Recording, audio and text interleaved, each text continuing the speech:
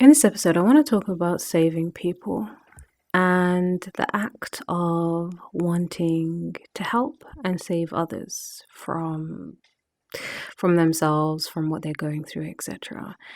And this comes from a lot of self-reflection.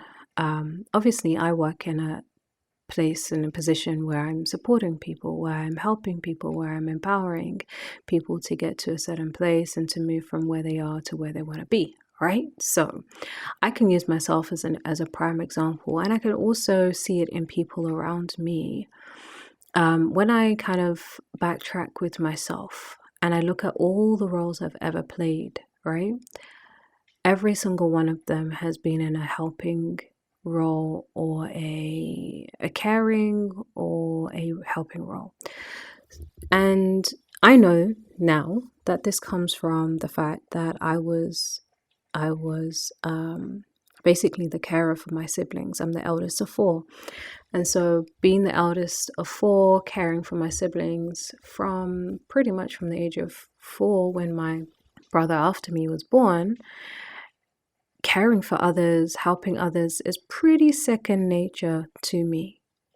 And I recognize that in every role I've played, personally and also professionally, as a teacher, as a writer, as a writing coach, as an editor, all of these roles, and now as a qualified hypnotherapist and neurolinguistic programming practitioner, and all of the things that I'm qualified in as a self-transformation expert, it just, the thread is the same, that I want to help other people and care for them. And recently I've been looking at myself, but also other people who have expressed that they like helping people. And a question that comes to mind for me is, which part of you needs to be saved? Which part of you needs to be helped? Which part of you needs to be empowered? Now, of course, I'm not saying that everyone who is in a helping role is projecting their unmet needs and their past trauma and kind of using that as a projection to help others. I'm not saying that at all, because we need helping folk out here. I'm not saying that. What I'm saying is it possible that so many of us could be turning away from the work that we need to do and pouring that energy into saving others? And that desire to save others,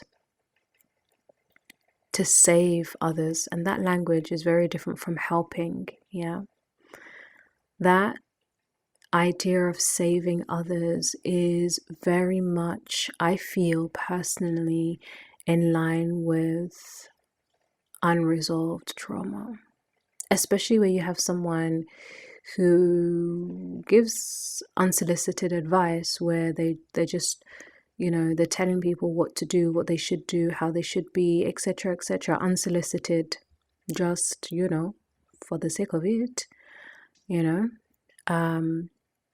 that for me comes from a place of having yet sat with themselves, been present with themselves, and done their work on themselves. Because it's one thing to be able to hold space for people who ask for advice, and then there's another thing to be savior and wanting to save people because you believe they should be, right? And there is a lot of fear that can come from facing one's wounds, from facing one's past, from facing one's mess. And so it's so easy then to turn outward and just try to help everyone with this. That's projection, y'all. That is projection.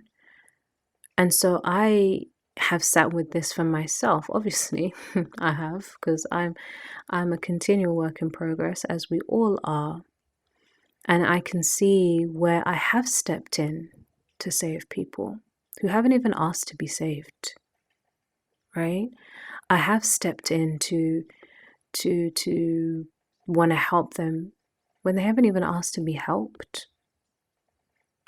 And that came, from a history of doing that and feeling that that's my role.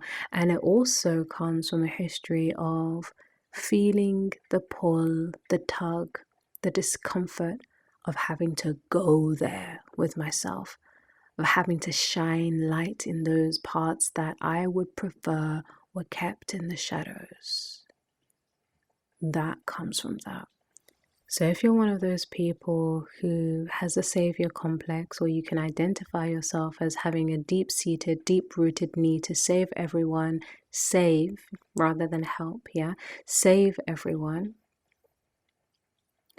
then I would encourage you to just take a moment and pause and check in. Ask yourself, which part of me needs to be saved? Which part of me am I holding back from shining light on? Which areas of me am I finding so uncomfortable that I am projecting that outward that I feel like I need to save people, especially people who haven't asked to be saved? It's seriously time to ask those questions, because that savior complex can lead to some serious burnout, but it can also lead you to perpetuate your own wounds onto other people in an unconscious manner, and that is hella dangerous.